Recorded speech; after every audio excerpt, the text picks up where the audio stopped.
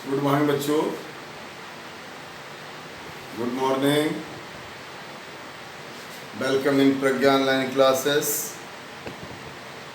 हाँ बच्चों, मैंने पिछले टर्म में आपको बैक्टीरिया में ग्राम पॉजिटिव ग्राम नेगेटिव और बैक्टीरिया में श्वसन और बैक्टीरिया में जनन स्टार्ट किया था। जनन में मैंने आपको बाइनरी फिजन पढ़ाया था। बाई माने टू, फिजन माने टूटना। अब bacteria cell by the mitosis division, सूत्री विभाजन, दो बराबर भागों में टूट जाता है। प्रत्येक भाग नया बैक्टीरिया बना लेता है। इस प्रकार एक से दो बैक्टीरिया बन जाते हैं। बाइनरी फिजन हमेशा अनुकूल परिस्थिति में पाया जाता है, माने जब सब चीज़ें उसके लिए फुलफिल हो, माने भोजन उपलब्ध हो, जैसा जो रिक्वायरमेंट है, जो उसकी नीड्स हैं, जो उसको आवश्यकताएं हैं, वो सब मिल रही हों, टेम्परेचर उचित हो, पीएच भी सही हो, माने जब सब चीज़ें कंडीशन सही होती हैं तो a bacterial cell divide in 20 minute and form the two daughter bacteria, माने एक बैक्टीरियल सेल 20 मिनट में टूट जाता है और दो डॉटर बैक्टीरिया बना लेता है। इसके मैंने आपको दो क्वेश्चन भी बताए थे कि अगर एक बैक्टीरिया 10 मिनट 5 मिनट जितने मिनट में टूटता है और इतने घंटे में कितने बैक्टीरिया बनाएंगे तो 2 की पावर n लगा कर निकाल देते हैं। एक आपको भरने वाला बताया था कि वे bacteria break 1 minute 2 minute and if will a cup 1 hour, then 1 घंटे में कप को भर देता है तो उसका आधा कप कितनी देर में भरेगा। तो उसके लिए आपको पता है जितने मिनट में डिवाइड हो रहा होता है, जितने मिनट में मल्टीप्लाई हो रहा होता है, जितने मिनट में डिवाइड होता है उतने मिनट पहले वो हाफ होता है, उसका उतने मिनट पहले वो उसका हाफ होता है, माने 1/4। इस तरह से आप जो भी हो, दोनों क्वेश्चन आपको मैंने बताए थे। अब आगे आता है, अब अगला आता है इसमें बर्डिंग। तो उसी के आगे प्रोसेस शुरू करते हैं। बर्डिंग, मुकुलन, बर्डिंग, मुकुलन। देखिए, मुकुलन द्वारा जनन कुछ ही जीवाणुओं में पाया जाता है, जैसे बिगडी बाइफिडस। मुकुल क्या होता है? मुकुल एक बाह्यवृद्धि होती है जो सेल के ऊपर हो जाती है, माने सेल का न्यूक्लियस सहित कुछ पदार्थ फूल कर ऊपर आ जाता है। इसमें न्यूक्लियस तो होता नहीं, न्यूक्लियोइड होता है, तो माने डीएनए कुछ आ जाता है और वो उभार बन जाता है, उसे बड कहते हैं। और जब वो बड टूट जाता है तो नया जीव बन जाता है। ये कुछ जीवाणु में हो जाता है, जैसे बिगडी बाइफिडस। कुछ जीवाणुओं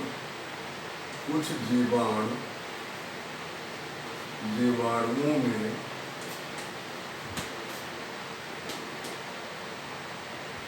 बाह्य वृद्धि हो जाती है, बाह्य वृद्धि, आउटग्रोथ हो जाती है। इस आउटग्रोथ में न्यूक्लिक मटेरियल रहेगा। क्या रहेगा? न्यूक्लिक मटेरियल रहेगा। आउटग्रोथ हो जाती है जो जनक से अलग हो जाने पर, माने जिस पर बनी थी, जनक से अलग हो जाने पर नया जीव बना लेती हैं। हो जाने पर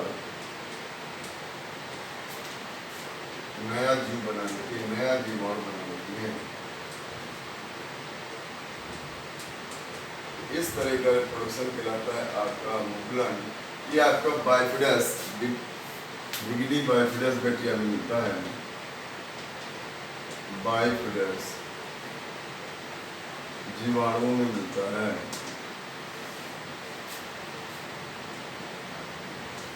लेकिन कुछ ही जीवाणु में पाया जाता है, सब नहीं बनाते हैं, लेकिन कुछ में पाया जाता है। अच्छा, अब होता है आपका कोनिडिया। कोनिडिया द्वारा जनन, कोनिडिया। ये भी देखिए वही तंतुवत माइसीलियल जीवाणु भी कोनिडिया बनाते हैं। वैसे कोनिडिया द्वारा जनन मुख्य रूप से कहाँ पाया जाता है? फंगी में, लेकिन कुछ जीवाणु में पाया जाता है। तंतुवत व माइसीट्स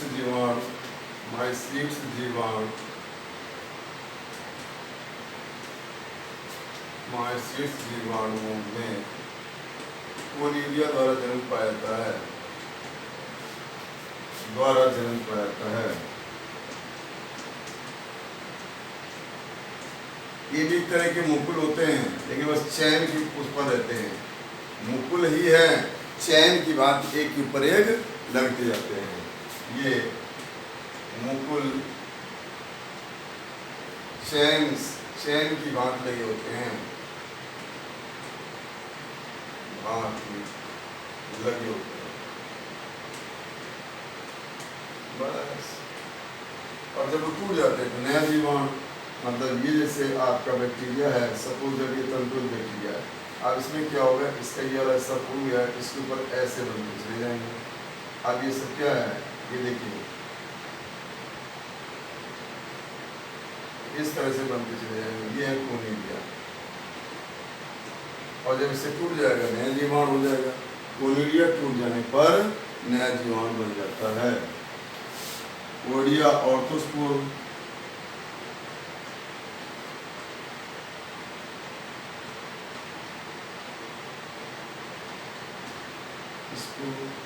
एक्टिनोमाइसीट जीवाणु में बन जाते हैं। आर्थोस्पोर या ओडिया एक्टिनोमाइसीट जीवाणु बनते हैं। ये एक्टिनोमाइसीट्स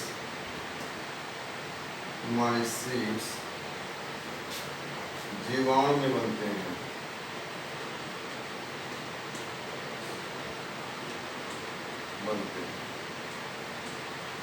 इसके बाद आपका आता है जूस्पोर। कुछ जीवाणु जूस्पोर बनाते हैं। जूस्पोर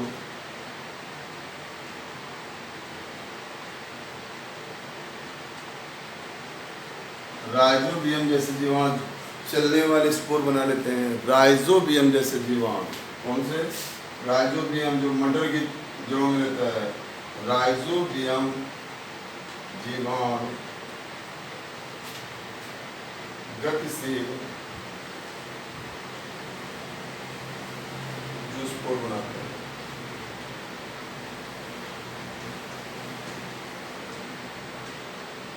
तो अब देखिए ये सब था, तो जीवाणु अपना कोई भी टाइप का होगा, लेकिन मुख्य रूप से बाइनरी फिजन होता है। लेकिन अब एक और अलैंगिक जन्म का प्रकार है जिसको कहते हैं एंडोस्पोर। एक वही बाइनरी फिजन पूछा जाता है कि एंडोस्पोर पूछा जाता है, बाकी तो सब केवल आपको मैंने बता दिए। अब आता है endospore. Endospore without multiplication type of reproduction. Reproduction का मतलब क्या होता है? संख्या बढ़नी चाहिए, लेकिन एंडोस्पोर में संख्या नहीं बढ़ती है। एंडोस्पोर में संख्या नहीं बढ़ती है, किंतु उसे भी जनन माना जाता है। सिर्फ वो क्या करता है, उसको बचाता है। रेसिस्टेंट इन अनफेवरेबल कंडीशन। जब प्रॉब्लम होती है, लो पीएच है, हाई टेम्परेचर है, कोई केमिकल है, ऐसे माने एक्सट्रीम कंडीशन, बहुत खतरनाक समय में जीवाणुओं को सुरक्षा प्रदान करने के लिए एंडोस्पोर होता है। एंडोस्पोर सभी जीवाणु नहीं बनाते हैं, कुछ जीवाणु बनाते हैं, जैसे बैसिलस और क्लास्ट्रीडियम जीवाणु, ये एंडोस्पोर बनाते हैं और एंडोस्पोर द्वारा ये अपने उस स्थिति में बचाव कर लेते हैं। जब अनुकूल परिस्थिति आएगी तो नया जीवाणु बनता जाएगा। बाई अपनी संख्या किससे बढ़ाएगा? बाइनरी फिजन से। लेकिन कैसे बनाता है देखिए आप।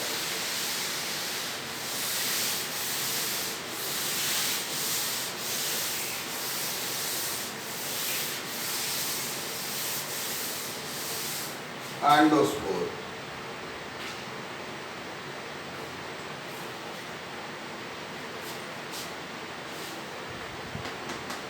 एंडोस्पोर द्वारा एंडोस्पोर। अब समझिएगा बात को। एंडोस्पोर प्रतिकूल परिस्थिति में बनते हैं। कब बनते हैं? प्रतिकूल परिस्थिति में बनते हैं। प्रतिकूल परिस्थिति में बनते हैं।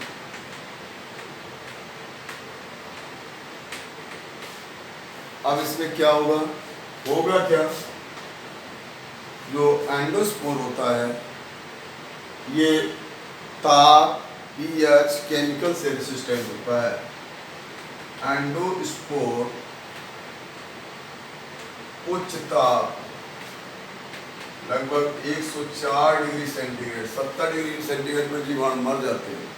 104 डिग्री सेंटीग्रेड उच्च ताप, पीएच व रासायनिक पदार्थों से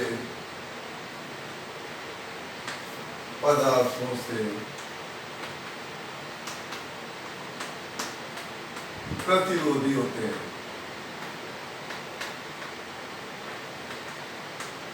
अब देखिए एंडोस्पोर अगर बन जाएगा तो वो चाहे उच्च ताप आ जाए तो भी नहीं मरेगा, 190 डिग्री सेंटीग्रेड टेम्परेचर है, मरेगा नहीं जीवाणु। अच्छा, अब क्या होता है? तो एंडोस्पोर बनेगा कैसे? कुछ जीवाणु दीर्घवृत्ताकार हो जाता है, जीवाणु अंडाकार या दीर्घवृत्ताकार हो जाता है, वृत्ताकार हो जाता है। उसका जीव द्रव्य न्यूक्लियोइड सहित एक सिरे पर आ जाता है। उसका जीव द्रव्य न्यूक्लियोइड सहित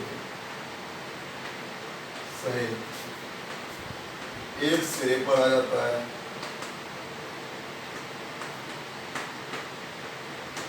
एकत्र हो जाता है।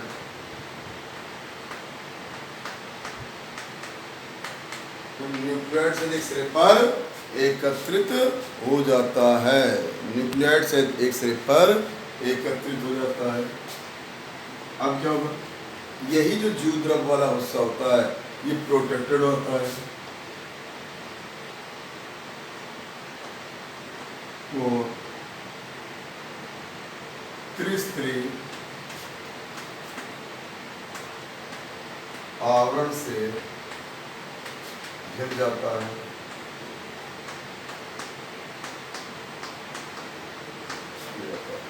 बाहरी कॉर्टेक्स होता है।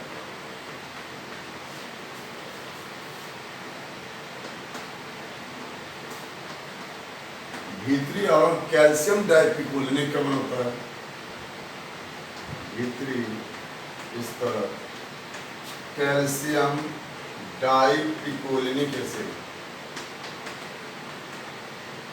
कैल्शियम डाइपिकोलिनिक का बना होता है।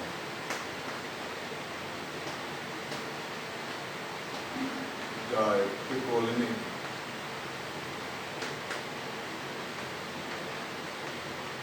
का बना होता है। अब देखिए, अब ये रेसिस्टेंट हो गया, उच्च ताप और सब कुछ, इसको कहते हैं एंडोस्पोर। एंडोस्पोर बैसिलस जीवाणु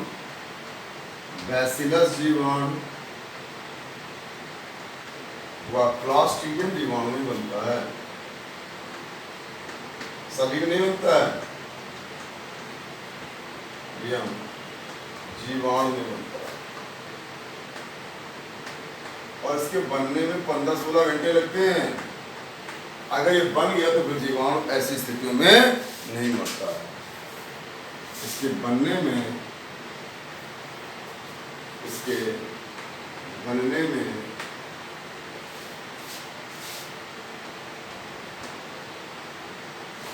15 से 16 घंटे लगते हैं।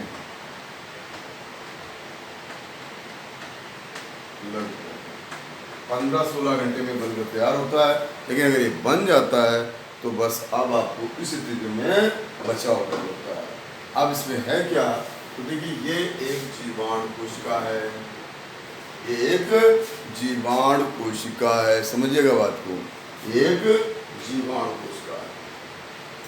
इसमें देखिए एक सेल वॉल है, सेल मेम्ब्रेन है, और ये इसका न्यूक्लियोइड है, बाकी द्विध्रुव है, सब देखिए। तो ये क्या है? सेल वॉल हो गई। ये क्या हो गई? Cell membrane.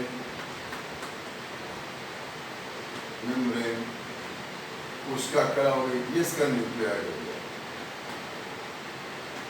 अब होगा क्या? ये दीर्घवृत्ताकार हो जाता है। बड़े आकार कैसा हो जाएगा? दीर्घ वृत्ताकार हो जाएगा, ये इस टाइप का हो गया। देखिए दीर्घ वृत्ताकार या अंडाकार हो जाएगा। अब देखिए दीर्घ वृत्ताकार या अंडाकार हो गया। और ये जो है अभी सेंटर में जो एक सिरे पर एकत्रित हो जाएगा। अब एक सिरे पर एकत्रित हो गया जो द्रव्य, अब देखिए एक सिरे पर एकत्रित हो गया। अब इसके ऊपर त्रिस्तरीय आवरण बन जाएगा। अब इसके ऊपर त्रिस्तरीय आवरण बन जाएगा।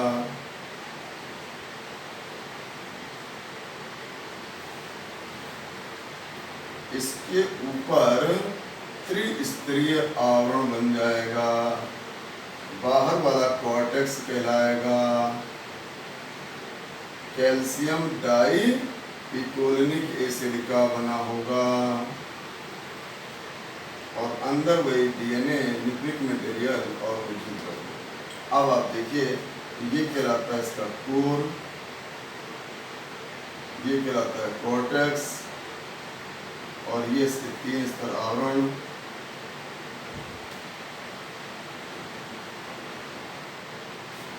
Layer cover calcium dipicolinate. अब आप देखिए इसको कहते हैं एंडोस्पोर, और ये पड़ा रहेगा। अब ये नहीं मरेगा। ये एंडोस्पोर अगर बन गया, ये बन गया, ये जीवाणु था, ये बैक्टीरिया था आपका, ये जीवाणु था बैक्टीरिया, बैसिलस बैक्टीरिया बनाते हैं। और ये देखिए अब ये एंडोस्पोर है और ये बन गया, तो अब ये उच्च ताप में भी नहीं मरेगा, पीएच में भी नहीं मरेगा। अब ये बचाव कर लेगा, और जब इसको फेवरेबल कंडीशन मिलेगी ये खोल फट जाएगा, जैसा जीवाणु था वैसे निकल आएगा, एक आ जाएगा, फिर अपनी संख्या बढ़ाएगा। इससे बाइनरी फिजन, मल्टीपल फिजन से। तो ये सिर्फ प्रतिकूल परिस्थिति में बचाव होता है। इसे क्या कहते हैं? रिप्रोडक्शन विदाउट मल्टीप्लिकेशन कहते हैं। इसे बिना गुणन के जनन प्रकार कहा जाता है,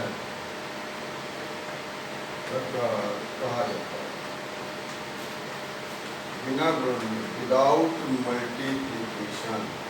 इसमें संख्या नहीं बढ़ती है, without multiplication. Without multiplication reproduction होता है, माने संख्या को नहीं बढ़ाता, लेकिन बचाता है फिर अपनी संख्या के लिए। ठीक, अब आपका आता है इसका लैंगिक जन्म पे। देखिए वर्धी जन्म और अलैंगिक जन्म एक ही बात होती है। अलैंगिक जन्म में स्पोर बनते हैं, वर्धी जन्म में डायरेक्टली टूट जाता है। इससे बाइनरी फिजन, बडिंग एक वर्धी जन्म है। जूस्पोर, कोनिडिया, एंडोस्पोर, ये सब क्या है? अलैंगिक जन्म। दोनों सिंगल पेरेंट से होते हैं। अब आता है लैंगिक जन्म।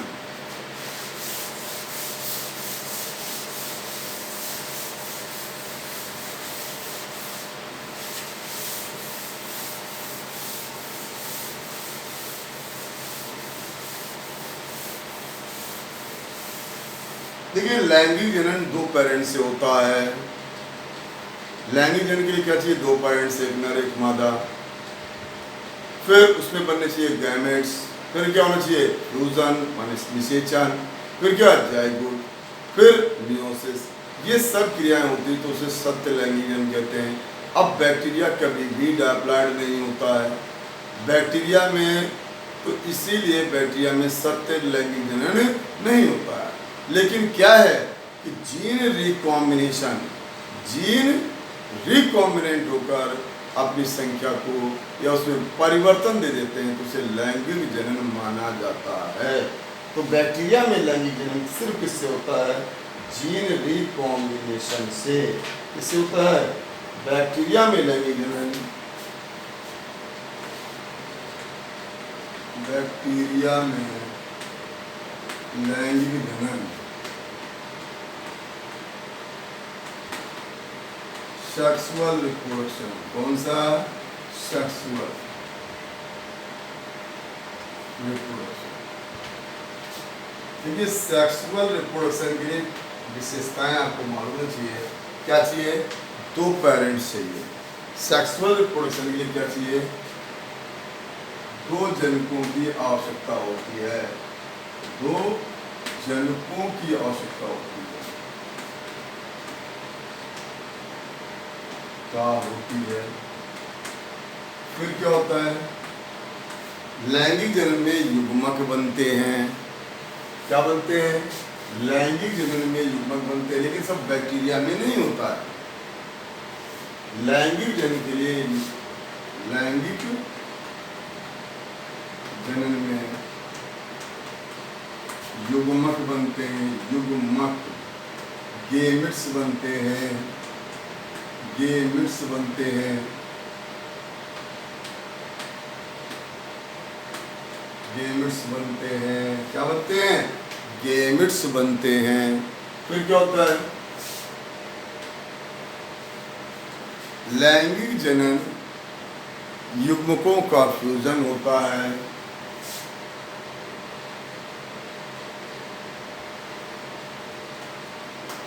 युग्मकों का फ्यूजन, युग्मकों का फ्यूजन माने गैमेट्स, गैमेट फ्यूजन, जिसे निषेचन कहते हैं। मतलब क्या होता है? निषेचन होता है। तो निषेचन पाया जाता है। फिर क्या होगा? अर्धसूत्री विभाजन जो होता है। लैंगिक जनन, लैंगिक जनन में अर्धसूत्री विभाजन, अर्धसूत्री विभाजन होता है।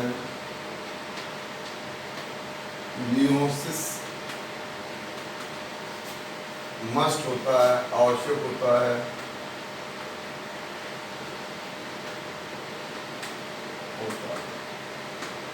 जब ये सब चीजें होती हैं तो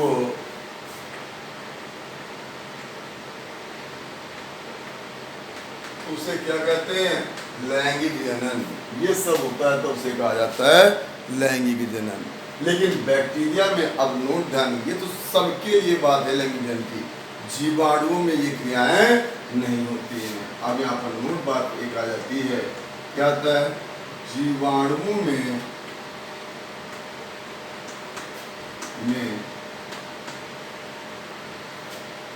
ये क्रियाएं केवल 2 जनक मिलकर जीन रिकॉम्बिनेशन हो रहा है। जीन रिकॉम्बिनेशन, जीन पुनर्संयोजन से, संयोजन से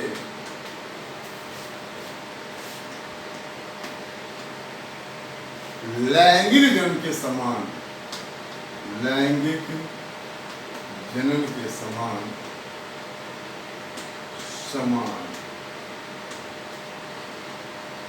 जनन करते हैं और विभिन्नताएं देते हैं। जनन करते हैं, वह विभिन्नताएं उत्पन्न करते हैं।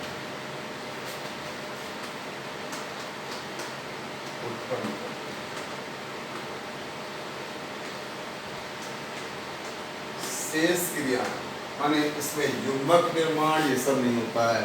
जीवाणु हमेशा हैप्लॉइड रहता है। जीवाणु हमेशा अगुणित होता है। अगुणित हैप्लॉइड होता है। तो देखिए, ये जीवाणुओं के जन्म की बात करें लैंगिक जनन, तो वास्तविक लैंगिक जनन नहीं होता है। वास्तविक लैंगिक जनन में ये क्रियाएं होती है, लेकिन जीवाणुओं में ये क्रिया नहीं होती। सिर्फ 2 जनक मिलते हैं, उनमें जीन का पुनर्संयोजन हो जाता है और लैंगिक जनन हो जाता है। निम्न 3 प्रकार से होता है, जो निम्न 3 प्रकार से होता है। प्रकार से होता है। पहला है कॉन्जुगेशन, संयुग्मन,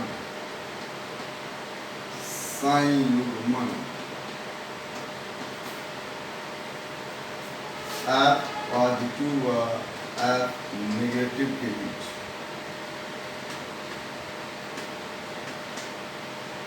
अब आप देखिए, एक एफ पॉजिटिव बैक्टीरिया और एफ नेगेटिव बैक्टीरिया चिपक जाते हैं। आपको एफ पॉजिटिव एफ नेगेटिव बताया था, जिसके पास सेक्स पीली हो वो पॉजिटिव होता है, उसका एफ प्लाज्मिड डोनर होता है, एफ प्लाज्मिड डोनर होता है।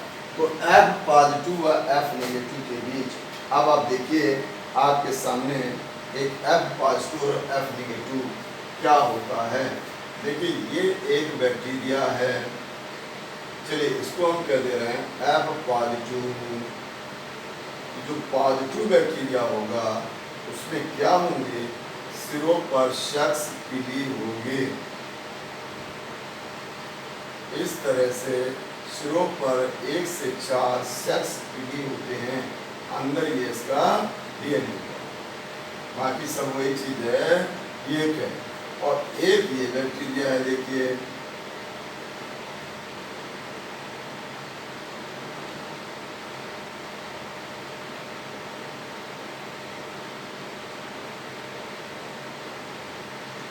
एक ये बैक्टीरिया है। अब आप देखिए, दोनों जीवाणु, एक जीवाणु ये है और एक जीवाणु ये है। अब जिसके पास सेक्स पीली हो वो एफ पॉजिटिव होता है, ये एफ पॉजिटिव है और ये एफ निगेटिव है। इसे कहते हैं दाता जीवाणु और इसे कहते हैं ग्राही। अब क्या होगा, ये दोनों सेक्स पीली से जुड़ जाएंगे। कहाँ से जुड़ जाएंगे, सेक्स पीली, ये जो निकला हुआ है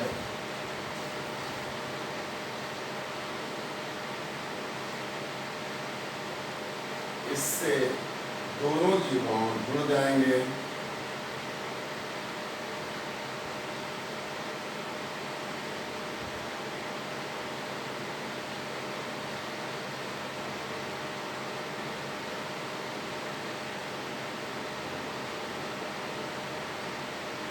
अब देखिए, दोनों जीवाणु कहाँ से जुड़े हैं, सेक्स पीली से जुड़ गए। इसका ये डीएनए न्यूक्लिक है, इसका ये न्यूक्लिक मटेरियल है। अब आपका ये एफ पॉजिटिव है और ये आपका एफ निगेटिव है। अब क्या होगा, अब जैसे हो तो यहाँ पर क्या हो जाएगा, डिजॉल्व हो जाएगी बाल और इसका डीएनए इसमें चला जाएगा। अब उसी ट्यूब से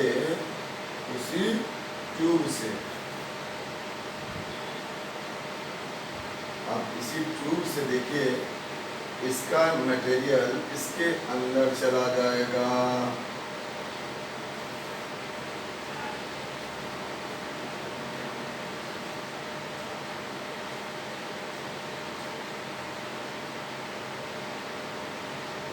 और इसका जो डीएनए है वो इसके अंदर आ जाएगा।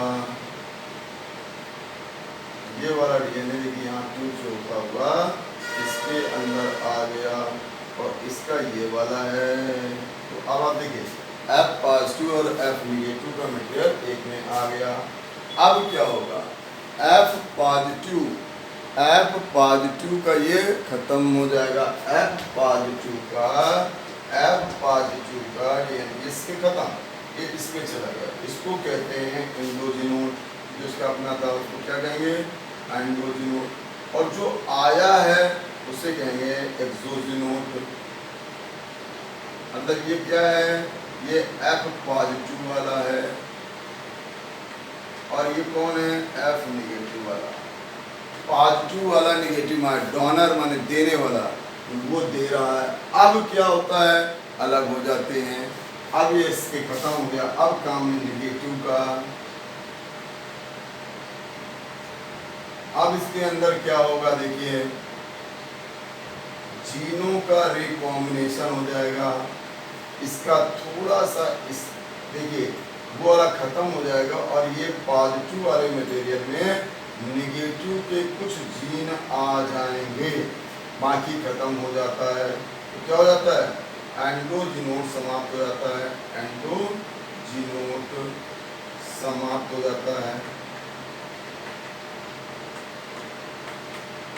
और क्या आ जाते हैं, कुछ जीन आ जाते हैं। क्या हो जाता है, जीन रिकॉम्बिनेशन, जीन पुनर्संयोजन। माने निगेटिव के जीन पॉजिटिव में मिल गए, निगेटिव के जीन पॉजिटिव, जिससे क्या आ जाता है, वेरिएशन आ जाता है। इसी को कहते हैं लैंगिक जंग। तो देखिए यहाँ पर आपके सामने हो रहा है, तो एक F पॉजिटिव और एक F पॉजिटिव व एक F निगेटिव, F निगेटिव जीवाणु सेक्स पीली से जुड़ जाते हैं। और आपको बता चुका हूँ, सेक्स पीली पॉजिटिव के पास पाया जाता है या ग्राम निगेटिव के पास सेक्स पीली से जुड़ जाता है, जुड़ जाते हैं। अब क्या होता है, वो कला गल जाती है, दोनों के मध्य भित्ति समाप्त हो जाती है, हो जाती है। अब क्या हो जाएगा, F पॉजिटिव का न्यूक्लिक मटेरियल, F पॉजिटिव का न्यूक्लिक मटेरियल, न्यूक्लिक मटेरियल माने जननिक पदार्थ, जननिक पदार्थ F निगेटिव में चला जाता है, F निगेटिव में चला जाता, आ जाता है, क्योंकि वो डोनर है, डोनर माने दे देता है, ग्राही ले लेता है। F निगेटिव व F पॉजिटिव के बीच कुछ जीन पुनर्संयोजित हो जाते हैं, पुनर्संयोजित जीन रिकॉम्बिनेट हो जाते हैं,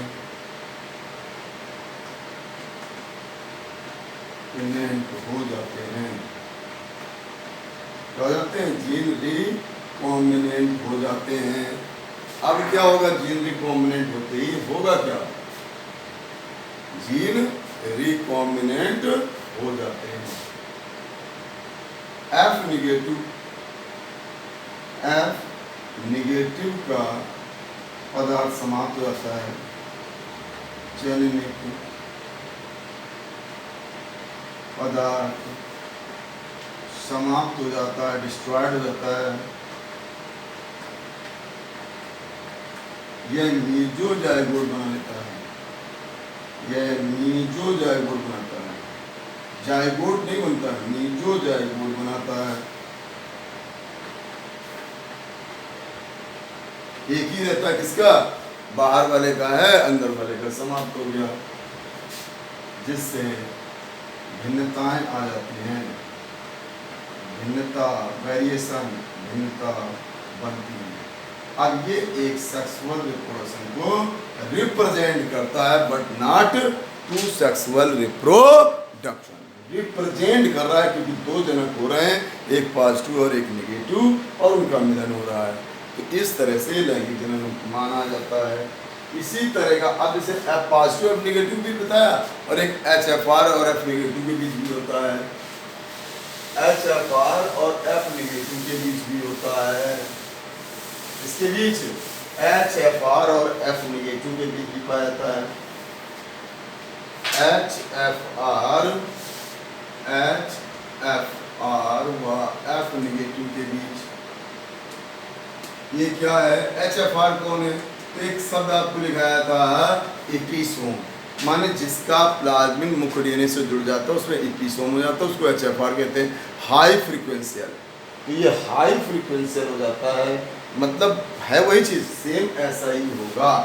तो एपिसोम इपीसोम, इपीसोम लिखा चुका हूँ, इपीसोम मतलब F पॉजिटिव होता है, F नेगेटिव से संयुग्मन करता है, संयुग्मन करता है। बस अंतर यहाँ पर है इपीसोम वाला, मतलब F प्लाज्मिड मुख्य डीएनए, तो इसमें फ्रीक्वेंसी बहुत ज़्यादा हो जाती है, उसमें जीन रिकॉम्बिनेशन क्षमता, क्या जीन रिकॉम्बिनेशन आवृत्ति 10,000 गुना तक अधिक होती है, 10,000 गुना तक अधिक होती है, अधिक होती है। बाकी सब कुछ वही है, यहाँ पर ये वाला मिलेगा इपीसोम वाला, और 3 मिनट में एक जीन रिकॉम्बिनेट होता है, नहीं सॉरी 7 मिनट में एक जीन रिकॉम्बिनेट होता है, 20 मिनट में 3 और 100 मिनट में 4,000 पूरे जीन रिकॉम्बिनेट हो जाते हैं। आप समझिए 7 मिनट में 1, 20 मिनट में 3 और 100 मिनट में आल जीन, मतलब 4-4,500 जीन होते हैं इसके पास, और सब रिकॉम्बिनेंट हो जाते हैं, तो आवृत्ति बहुत ज़्यादा होती है इसकी। तो ये आपको पता, इसको खोजा किसने था संयुग्मन को, तो लैडरबर्ग और टैटम ने खोजा था, इस वाले को लैडरबर्ग और टैटम ने खोजा था, लैडरबर्ग व टैटम ने खोजा था। ई कोलाई पर सीरिया कोलाई में खोजा था, किस पर खोजा था, सीरिया कोलाई पर खोजा था। किसने खोजा था, लैडरबर्ग व टैटम ने ई कोलाई में खोजा था, लैडरबर्ग व टैटम ने ई कोलाई में खोजा था, सीरिया कोलाई में देखा था। तो ये था, तो चाहे कॉन्जुगेशन इसका हो चाहे उसका हो, रहेगा एक, कौन सा रहता है, इब्जो रहता है, इंडो वाला खत्म हो जाता है। अगला आता है अब आपका ट्रांसफॉर्मेशन, दूसरा प्रकार है ट्रांसफॉर्मेशन। ट्रांसफॉर्मेशन माने स्थानांतरण करना, रूपांतरण, स्थानांतरण, ट्रांसफॉर्मेशन, रूपांतरण।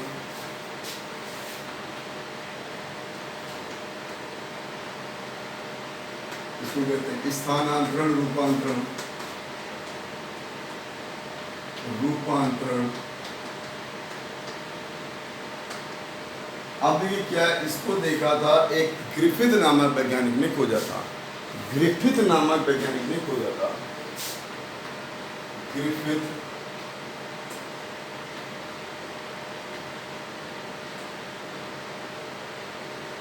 ग्रिफिथ नामक वैज्ञानिक ने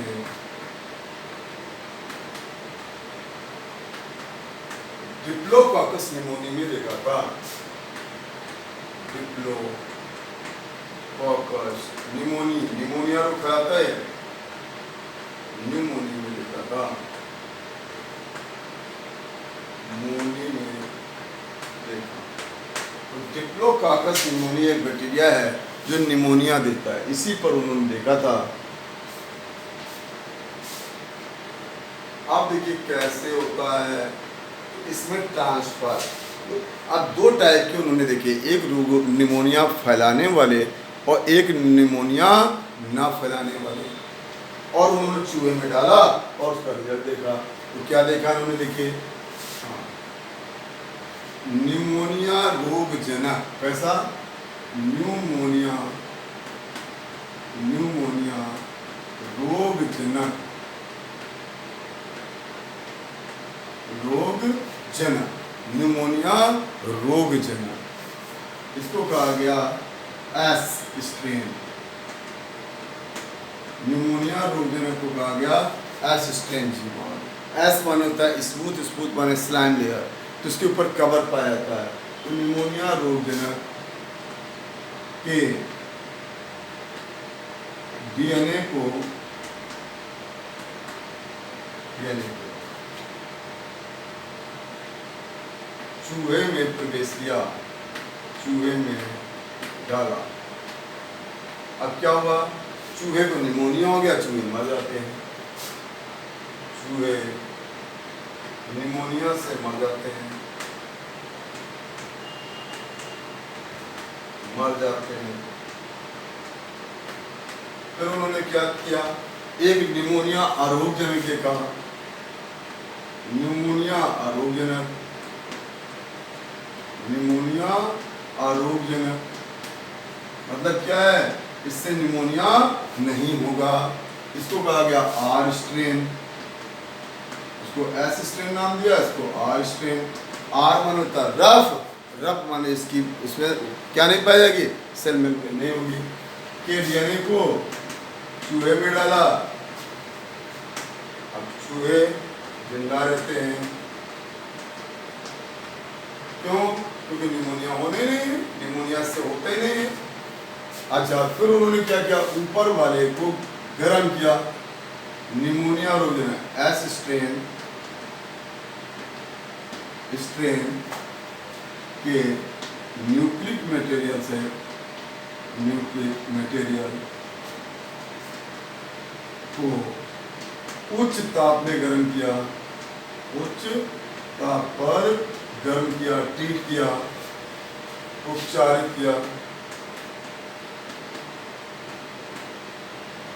और फिर चूहे में डाला। अब क्या किया, चूहे में डाला, चूहे में प्रवेश। अच्छा, चूहे में प्रवेश क्या होता है, चूहे जिंदा रहते हैं, चूहे जिंदा क्यों, क्योंकि वो रोगजनक तो था, लेकिन गर्म करने से उसका डीएनए खुल गया और वो रोग नहीं फैला पा रहा है। फिर क्या किया उन्होंने, अब इसको और इसको मिलाकर कल्चर किया, इसको और इसको, एस स्ट्रेन उपचारित तथा आर स्ट्रेन के डीएनए, वही जेनेटिक पदार्थ, डीएनए जेनेटिक पदार्थ को संवर्धन माध्यम में, माने सेल के बाहर माध्यम में संवर्धित किया, और फिर इन्होंने चूहे में डाला, आर वाले को। अब ये जो इसको कल्चर किया, इसको चूहे में डाला तो चूहे मर जाते हैं। तो अब देखिए, जिससे निकालकर आर स्ट्रेन को चूहे में डाला, प्रवेश क्या होता है, चूहे मरने लगते हैं, चूहे मर जाते हैं। क्या हो जाता है, निमोनिया, न्यूमोनिया हो रहा होता है, न्यूमोनिया उत्पन्न होता है। मतलब क्या हुआ, आर वाला एस में बदल जाता है, आर स्ट्रेन एस स्ट्रेन में बदल जाता है, बदल जाता है। और बदलना क्या है, ट्रांसफर, जो सिद्ध करता है कि लैंगिक जनन हो रहा है। कहीं भी चेंज आए तो सिर्फ लैंगिक, अलैंगिक होगा तो हु रहेगा। ये लैंगिक जन की पुष्टि करता था, क्योंकि वहां चेंज हो रहा था। सिर्फ डीएनए को करेंगे तो इसीलिए डीएनए आनुवंशिक होता है। ये बात भी ग्रिफिथ ने बताई थी, जो 12th में आप पढ़ेंगे। डीएनए आनुवंशिक होता है, किसने बताया था, ग्रिफिथ ने बताया था, इसी प्रयोग से। तो डीएनए के अलावा कोई काम करेंगे तो ऐसा नहीं, चेंज नहीं आएगा, सिर्फ डीएनए युक्त पदार्थ वही चेंज देता है। तो डीएनए आनुवंशिक होता है, ये भी यही से सिद्ध होता है। इसको आगे काम किया था आब्री, मैकलिऑड और मैकार्टी ने इसी को काम को किया था। आब्री, मैकलिऑड, मैकार्टी ने भी इसका काम किया था, और उन्होंने स्ट्रेप्टोकाकस निमोनिया में सिद्ध किया है कि डीएनए आनुवंशिक होता है। कैप्सुलेटेड, एस का मतलब है कैप्सुलेटेड, माने उसका मतलब है रोगजनक, आर का मतलब अरोगजनक। तो अरोगजनक भी रोगजनक हो जाता है अगर इस तरह से किया जाता है। अब लास्ट है पारक्रमण, ट्रांसडक्शन। तो ट्रांसडक्शन पारक्रमण, ट्रांसडक्शन पारक्रमण, ट्रांसडक्शन पारक्रमण, ट्रांसडक्शन पारक्रमण।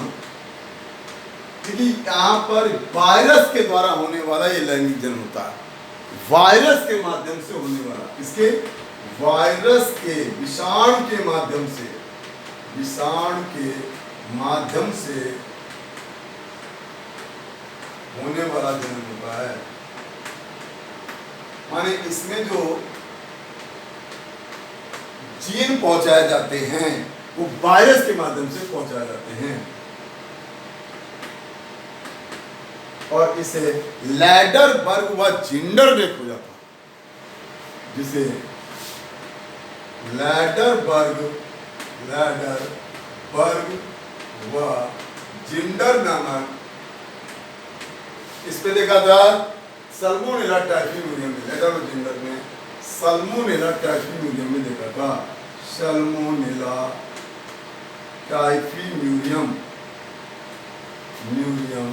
जीवाणु में देखा।